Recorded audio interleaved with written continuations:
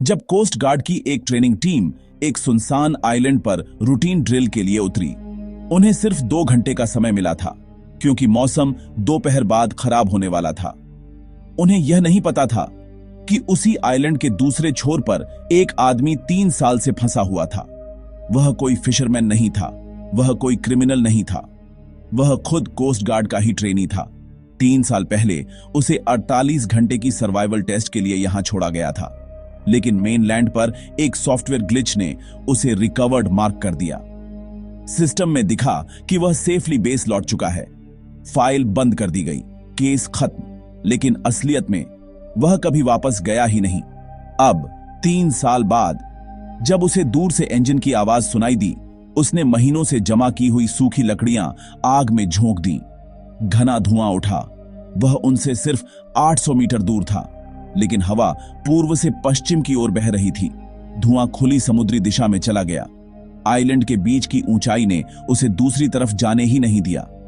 2 घंटे बाद training team वापस चली गई और उस आदमी को यह समझ आ गया, शायद दुनिया के लिए वह पहले ही गायब हो चुका है। सवाल यह नहीं था कि रेस्क्यू कब आएगा, सवाल यह था, क्या कोई जानता भी है कि वह अभी जिंदा है।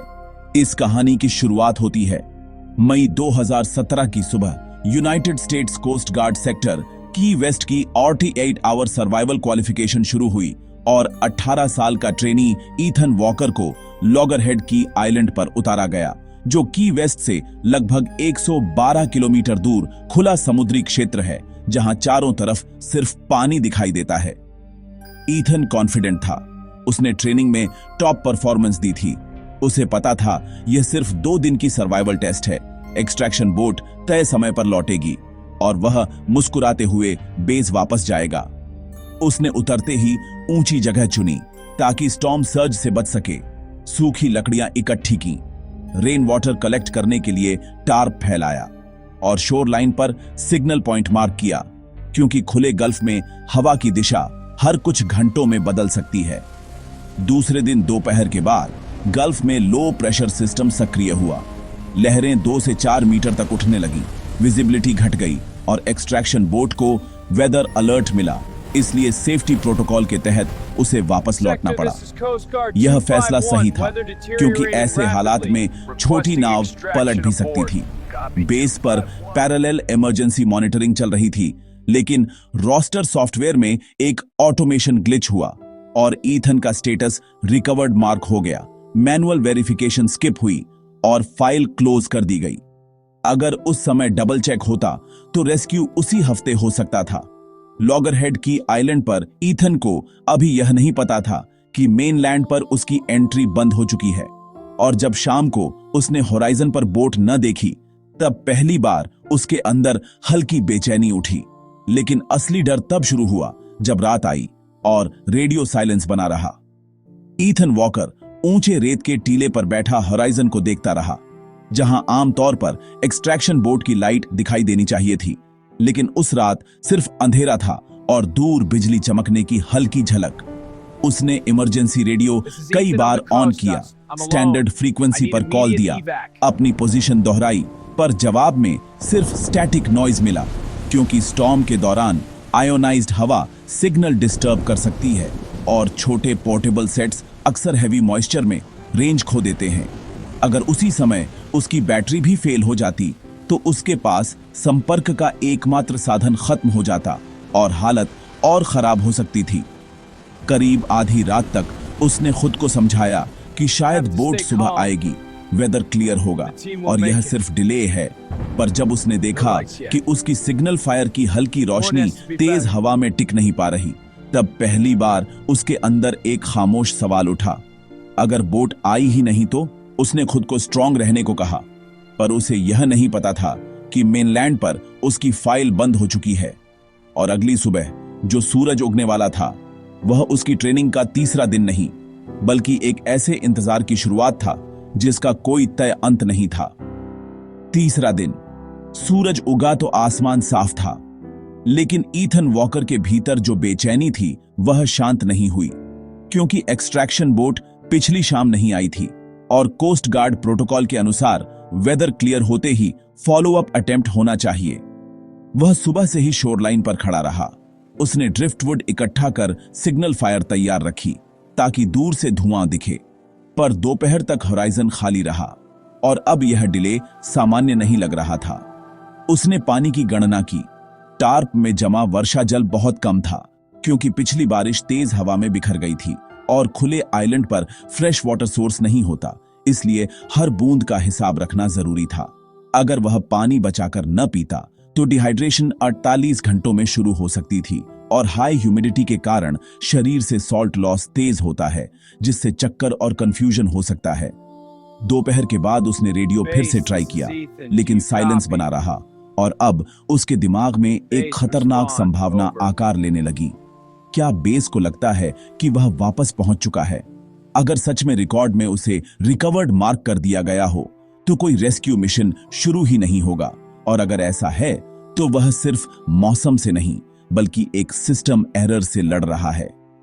चौथा और पांचवां दिन लॉगरहेड की आइलैंड पर ईथन वॉकर के लिए सबसे कठिन साबित होने लगे, क्योंकि उसके पास जमा किया हुआ रेन वाटर तेजी से कम हो रहा था और खुले गल्फ की नमी भरी गर्मी शरीर से पानी खींचती रहती है, जिससे प्यास सामान्य से कहीं अधिक लगती है और होंठ फटने लगते हैं।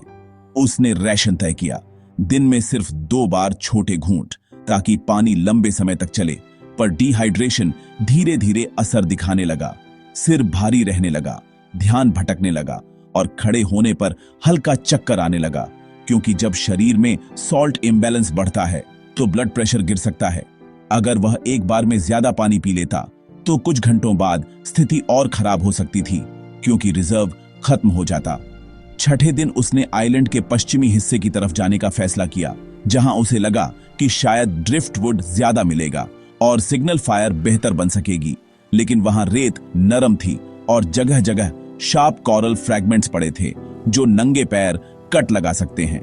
चलते समय उसका पैर फिसला और एड़ी के पास गहरा घाव हो गया। खून ज्यादा नहीं निकला, पर खुला जख्म सॉल्ट वाटर में इन्फेक्शन का खतरा बढ़ा सकता है। उसने समुद्र के पानी से घाव धोया, जो पूरी तरह सुरक्षित तरीका नहीं था, क्योंकि सॉल्ट बैक्टीरिया नहीं मारता, सिर्फ साफ करता है, और अगर इन्फेक्शन बढ़ता तो तेज बुखार उसे कमजोर कर देता।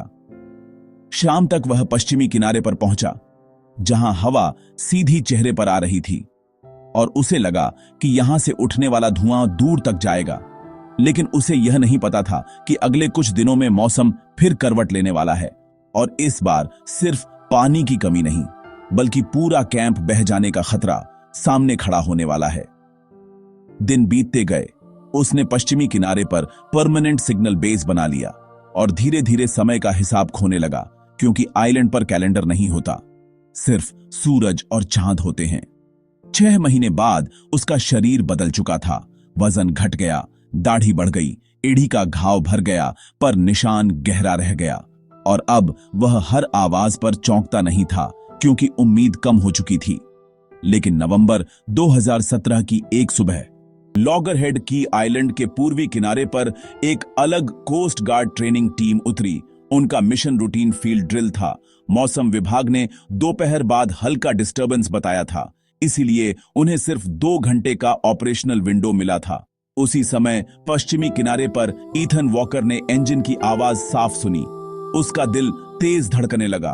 उसने महीनों से जमा की हुई सूखी लकड़ियां, आइलैंड पर पुरानी टूटी हुई बोट के तख्ते और फ्यूल कैन की बची बूंदें एक साथ डाली, ताकि घना धुआं उठे और दूर से दिखाई दे।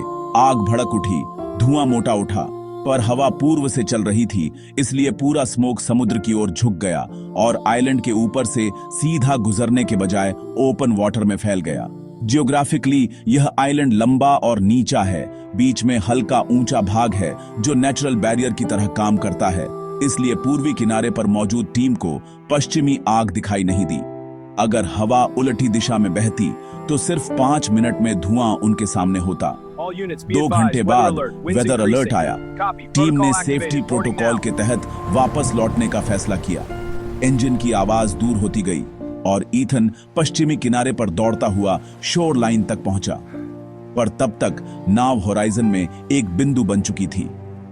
वहीं दूसरी तरफ मेनलैंड पर उसकी प्रेमिका के पते पर भेजा गया ऑफिशियल कंप्लीशन लेटर अभी भी एक दराज में बंद पड़ा था। एनवेलोप कभी खोला ही नहीं गया, क्योंकि सबको लगा ट्रेनिंग खत्म हो चुकी है और ईथन किसी असाइनमेंट पर होगा।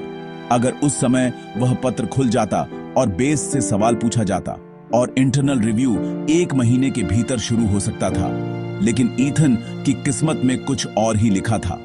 पश्चिमी किनारे पर खड़ा ईथन घुटनों के बल बैठ गया। उसकी आंखों में आंसू थे, क्योंकि वह समझ चुका था कि वह बचाया जा सकता था और फिर भी नहीं बचा। और अब उसके अंदर जो टूटा वह सिर्फ उम्मीद नहीं थी, बल्कि समय का भरोसा भी था। नवंबर की वही शाम, जब ट्रेनिंग टीम लौट चुकी थी, मौसम अचानक बदला। प्रेशर तेजी से गिरा और कुछ ही घंटों में गल्फ से उठी हवाएं 120 किलोमीटर प्रति घंटा की रफ्तार पकड़ चुकी थीं, क्योंकि गर्म पानी के ऊपर बना स्टॉर्म सिस्टम तेजी से एनर्जी खींचता है और खुले समुद्री क्षेत्र में उसे रोकने के लिए कोई पहाड़ी या भू आकृति नहीं होती। रात होते होते लहरें 4 से 5 मीटर तक उठने लगीं। लॉगरहेड की आइलैंड का लगभग आधा हिस्सा पानी में डूब गया। लो एलिवेशन होने के कारण स्टॉर्म सर्ज सीधे भीतर तक घुस आया और ईथन वॉकर का बनाया हुआ सिग्नल बेस कुछ ही मिनटों में बिखर गया। वह दौड़ते हुए रेत के ऊंचे टीले पार कर रहा था। तभी एक भारी लहर पीछे से टकराई। उसका संतुलन टूटा और वह पूरी तरह पानी में समा गया। खारा पानी फेफड़ों में घुसने लगा। कानों में सिर्फ गर्जना थी और एक पल के लिए उसे लगा सब खत्म हो गया। लेकिन अगली लहर के साथ उसका शरीर वापस किनारे की ओर फेंका गया। यह अक्सर स्ट्रॉन्ग सर्ज के दौरान होता है, जब बैकवॉश दिशा बदलता है और उसी पल में उसके हाथ एक झुके हुए छोटे कोस्टल ट्री की जड़ से टकराए। उसने पूरी ताकत से उसे पकड़ लिया। पूरी रात वह उसी पेड़ से चिपका रहा। लहरें टकराती रहीं, हवा शरीर को झकझोरती रही। उसके घाव फिर खुल गए, हाथ सुन्न होने लगे, पर उसने पकड़ नहीं छोड़ी, क्योंकि छोड़ने का मतलब समुद्र था और समुद्र उस रात दया नहीं दिखा रहा था। करीब 2 घंटे बाद जब तूफान आगे बढ़ा, आइलैंड बिखर चुका था। उसका आधा सामान गायब था और वह रेत पर बेहोश गिरा पड़ा था, कमजोर, कांपता हुआ। और पहली बार उसके मन में साफ विचार आया, शायद अब बचना संभव नहीं। लेकिन उसे नहीं पता था कि यह उसकी कहानी का अंत नहीं, बल्कि एक और लंबी गिरावट की शुरुआत थी, क्योंकि आने वाले महीनों में उसका शरीर ही नहीं, उसका दिमाग भी बदलने वाला था। उस तूफान के बाद के 6 महीने ईथन वॉकर की जिंदगी का सबसे कठोर दौर बन गए, क्योंकि स्टॉर्म ने उसका कैंप, उसका सिग्नल बेस, उसकी जमा की हुई लकड़ियां, यहां तक कि उसके ज्यादातर सर्वाइवल टूल्स भी बहा दिए। और जब एक आइसोलेटेड आइलैंड पर आपके पास बेसिक टूल्स नहीं रहते, तो हर छोटा काम भी संघर्ष बन जाता है। अब उसके पास न प्रॉपर टार्प बचा था, न मजबूत रोप, न मेटल हुक। सब कुछ या तो समुद्र ले गया या रेत में दब गया। वह सुबह उठता नहीं, बल्कि धूप से जागता, और कई दिन ऐसे गुजरते जब वह घंटों रेत पर लेटा रहता, क्योंकि शरीर में एनर्जी नहीं थी और ना ही कोई उम्मीद। तूफान के बाद आइलैंड की सतह कई जगह धंस गई थी और एक नीची जगह पर बारिश का गंदा पानी भर जाता। वहीं उसका ड्रिंकिंग सोर्स बन गया, क्योंकि फ्रेश रेन वाटर कलेक्ट करने की व्यवस्था अब नहीं थी। वह जानता था स्टैग्नेंट पानी में बैक्टीरिया हो सकते हैं, जिससे इन्फेक्शन या सीवियर स्टमक इलनेस हो सकती है, लेकिन उसके पास विकल्प नहीं था। और अगर डिहाइड्रेशन बढ़ता तो ऑर्गन फेलियर तक की नौबत आ सकती थी। वह हर 2 या 3 दिन में ही मछली पकड़ पाता, बिना प्रॉपर लाइन के हाथ से या छोटे पत्थरों की मदद से, और उन्हें सीधे आग में भूनकर खाता। कई बार आधी कच्ची रह जाती, जिससे पेट दर्द और कमजोरी और बढ़ती। उधर मेनलैंड पर कोस्ट गार्ड डिपार्टमेंट ने क्वाइटली इस आइलैंड पर ट्रेनी भेजना बंद कर दिया, क्योंकि यह लोकेशन मेनलैंड से बहुत दूर थी और अनप्रेडिक्टेबल वेदर के कारण ऑपरेशनल रिस्क ज्यादा था। इसका मतलब साफ था, अब यहां कोई ट्रेनिंग टीम आने वाली नहीं थी, और अगर कोई मिशन स्केड्यूल्ड नहीं तो एक्सीडेंटल डिस्कवरी की संभावना लगभग 0। लॉगरहेड की आइलैंड पर बैठा ईथन अब रेस्क्यू की उम्मीद लगभग छोड़ चुका था, और जब इंसान उम्मीद छोड़ देता है, तब सबसे बड़ा खतरा बाहर का नहीं, अंदर का होता है। 2020 की शुरुआत तक लॉगरहेड की आइलैंड पर उसे लगभग 3 साल हो चुके थे। अब वह सिर्फ कमजोर नहीं, भीतर से खाली हो चुका था। उसे लगने लगा था कि अगर उसने अब भी कुछ असाधारण नहीं किया, तो शायद उसकी कहानी कभी किसी तक पहुंचेगी ही नहीं। उसने फैसला लिया, या तो आज अंत होगा या आज शुरुआत। करीब 2 महीने तक उसने आइलैंड के अलग अलग हिस्सों से सूखी लकड़ियां, गिरे हुए पेड़ों के तने, टूटे तख्ते, घास सब इकट्ठा किए, लगभग 1 वर्ग किलोमीटर के क्षेत्र में। वह जानता था कि छोटे सिग्नल फायर अब बेकार हैं, उसे मास स्केल स्मोक चाहिए। साथ ही उसने किनारे पर लकड़ियों का एक अस्थायी तैरता हुआ ढांचा तैयार किया, ताकि आग लगाते ही वह समुद्र में थोड़ा दूर जाकर खुद को हीट से बचा सके। उसने कुछ भुनी हुई मछलियां और बारिश का जमा पानी साथ रखा, क्योंकि खुले पानी में 4 दिन से ज्यादा सरवाइव करना लगभग असंभव होता है। उसने आग लगा दी। कुछ ही देर में लपटें ऊंची उठीं, सूखी झाड़ियां तेजी से जलीं और पूरा आइलैंड धीरे धीरे आग की लकीरों में बदलने लगा। समुद्री द्वीपों पर सूखी वनस्पति तेज हवा में बेहद जल्दी फैलती है। अगर उस दिन हवा उसकी तरफ मुड़ जाती तो हीट रेडिएशन उसे जिंदा जला सकती थी। वह लगभग 400-500 मीटर दूर लकड़ी के सहारे तैरता रहा। ज्यादा दूर जाता तो गल्फ करंट उसे बहा ले जाता, पास आता तो जलन असहनीय हो जाती। लगभग 1 दिन तक आइलैंड जलता रहा। धुआं घना, काला और ऊंचा उठा। करीब 100 किलोमीटर दूर मॉनिटरिंग रेडार पर अनयूजुअल हीट सिग्नेचर दर्ज हुआ। ड्राई टॉर्टुगास क्षेत्र में इतनी बड़ी आग असामान्य थी। एक रिकनेसेंस एयरक्राफ्ट को रूट डाइवर्ट करने का आदेश मिला। ऊपर से पायलट ने धुएं के बीच समुद्र में एक छोटा सा तैरता बिंदु देखा। वह बिंदु इंसान था। 3 साल बाद पहली बार किसी ने उसे देखा। रिकॉनेसेंस एयरक्राफ्ट ने तुरंत कोस्ट गार्ड सेक्टर की वेस्ट को अलर्ट किया। रेस्क्यू हेलीकॉप्टर पहुंचा। ईथन वॉकर को समुद्र से निकाला गया। उसका वजन खतरनाक स्तर तक गिर चुका था। स्किन पर सॉल्ट बर्न्स थे, डिहाइड्रेशन सीवियर था, पर पल्स चल रही थी। हॉस्पिटल में स्टेबलाइजेशन के बाद इंटरनल ऑडिट शुरू हुआ। Closed roster, recovered status, manual verification failure सब उजागर हुआ। संबंधित अधिकारियों को 3 महीने के भीतर टर्मिनेट कर दिया गया। 22 वर्ष की उम्र में रिकवरी के बाद ईथन ने फिर से कोस्ट गार्ड ज्वाइन किया। इस बार ट्रेनी नहीं, बल्कि उस इंसान के रूप में जो सिस्टम फेलियर का जीवित प्रमाण था। उसे ब्रेवरी और एक्स्ट्राऑर्डिनरी सर्वाइवल के लिए सर्वोच्च डिपार्टमेंटल अवार्ड से सम्मानित किया गया। जब बाद में हिसाब लगाया गया कि अगर उस दिन हवा पश्चिम से पूर्व की ओर बहती तो धुआं खुले गल्फ में फैल जाता। उस दिशा में निकटतम मेनलैंड लगभग 900 किलोमीटर दूर टैंपा, फ्लोरिडा पड़ता है। खुले समुद्र में धुएं को वहां तक पहुंचने में कई घंटे नहीं, बल्कि डिस्पर्सल के कारण शायद कभी स्पष्ट प्लूम बन ही ना पाता। सैटेलाइट डिटेक्शन में इतनी दूरी पर लो डेंसिटी स्मोक 12 से 24 घंटे में डिफ्यूज हो सकता था, और जब तक अलर्ट बनता रेस्क्यू पहुंचने में और समय लगता, और ईथन खुले पानी में अधिकतम 4 दिन ही सरवाइव कर पाता। 5वां दिन शायद ही देखता।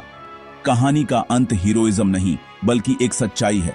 कभी कभी इंसान की जिंदगी बहादुरी से नहीं, हवा की दिशा से बचती है।